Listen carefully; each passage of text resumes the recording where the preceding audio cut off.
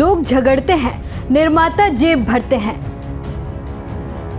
क्या ये प्रमोशन का एजेंडा है, फिल्म चलाने का हथकंडा या कुछ और?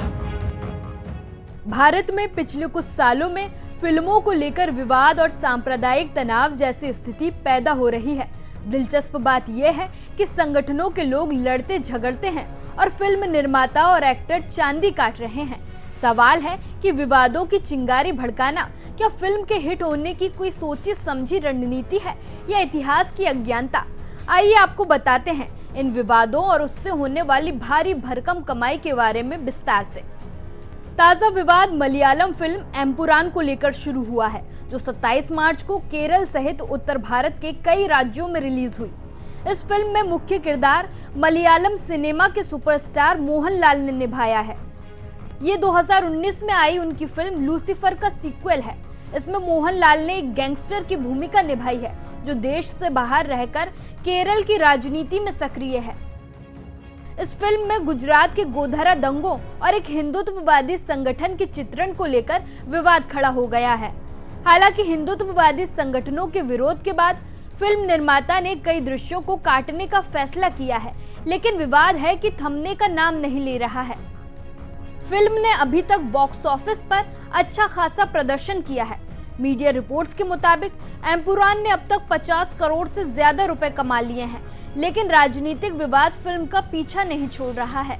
आपको बता दें कि इससे पहले फरवरी में आई फिल्म छावा की रिलीज होने के बाद औरंगजेब की कब्र को महाराष्ट्र के खुलदाबाद से हटाने को लेकर विवाद खड़ा हुआ था, जिसके चलते 17 मार्च को नागपुर में हिंसा की बड़ी घटना हुई थी।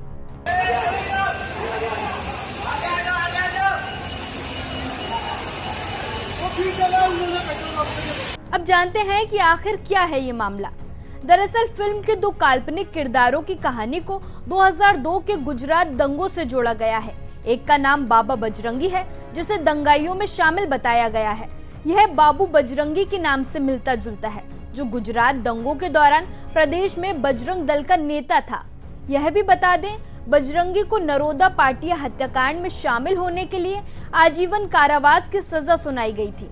2019 में स्वास्थ्य कारणों के चलते सुप्रीम कोर्ट ने उसे जमानत पर रिहा कर दिया था।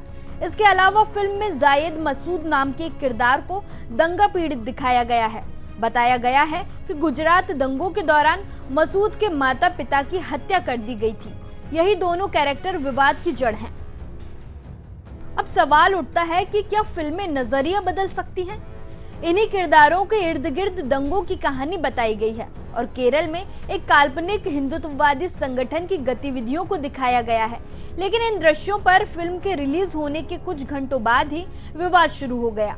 एक तरफ कांग्रेस और सीपीएम से जुड़े कई लोगों ने इसे संघ परिवार के एजेंडा को खोलकर रख देने वाली फिल्म बताया, तो दूसरी तरफ हिंदुत्ववादी संगठनों ने हिंदुत्व को बदनाम करने और देश विरोधी तत्वों को खुश करने का आरोप लगाया है।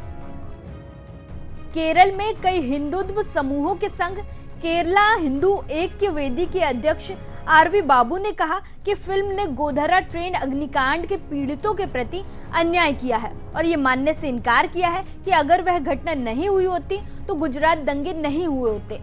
आरएसएस से जुड़े संगठन प्रज्ञा प्रवाह के राष्ट्रीय संयोजक जे नंद कुमार ने भी कहा है कि फिल्म हिंदुत्व विरोधी हितों को साध रही है। आरएसएस की अंग्रेजी पत्रिका द ऑर्गेनाइजर में फिल्म की आलोचना करते हुए कई लेख छपे हैं। इनमें से एक में फिल्म के निर्देशक और अभिनेता पृथ्वीराज सुकुमारन को देश विरोधियों की आवाज बताया गया है।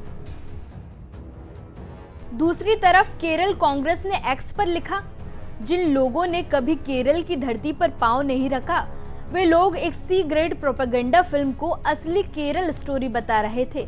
अब जब एक विश्व स्तरीय मलयालम फिल्म ने संघ का एजेंडा खोलकर रख दिया है, तो वे लोग रो रहे हैं। हालांकि अब फिल्म निर्माताओं ने बताया है कि उन्होंने खुद ही फिल्म के कम से कम 17 दृश्यों को काटने का फैसला किया है। मोहनलाल ने फेसबुक पर लिखा कि उनके फिल्म के कुछ राजनीतिक सामाजिक विषयों ने उनके कई चाहने वालों को दुखी किया है और उन्हें व फिल्म की पूरी टीम को इसके लिए खेद है। उन्होंने ये भी जानकारी दी कि सभी ने साथ मिलकर फैसला किया है कि इन सभी विषयों को फिल्म से हटा दिया जाएगा। फिल्म के निर्माता गोकुलम गोपालन ने कहा कि कि वे किसी तरह की राजनीति में शामिल नहीं हैं और उन्होंने फिल्म में आवश्यक बदलाव लाने के लिए कहा है। मीडिया रिपोर्ट्स की माने तो 17 दृश्यों को काटकर अगले हफ्ते फिल्म को फिर से रिलीज किया जाएगा।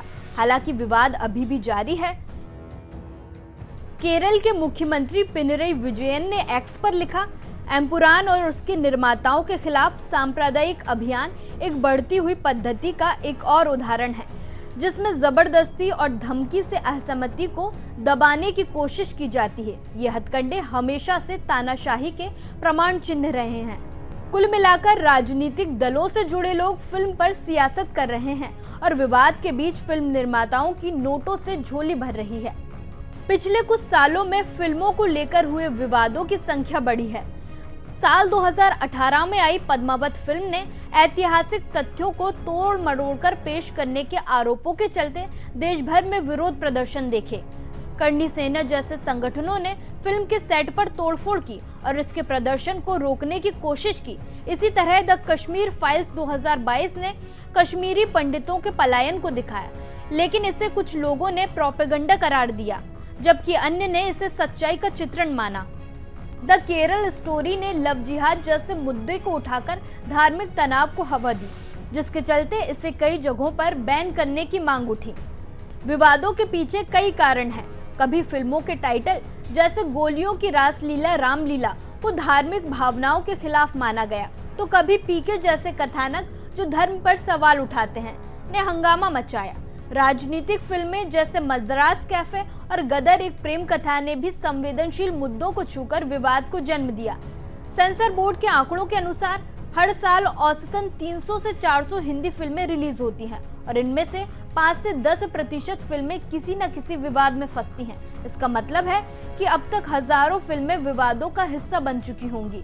हालांकि सभी विवाद नकारात्मक नहीं होते। कई बार ये फिल्मों को प्रचार देते हैं। जैसे पठान ने बेशर्म गाने के विवाद के बाद बॉक्स ऑफिस पर रिकॉर्ड तोड़ कमाई की। कुल मिलाकर हिंदी फिल्मों और विवादों का रिश्ता पुराना है और ये समाज की बदलती सोच और संवेदनशीलता को दर्शाता है।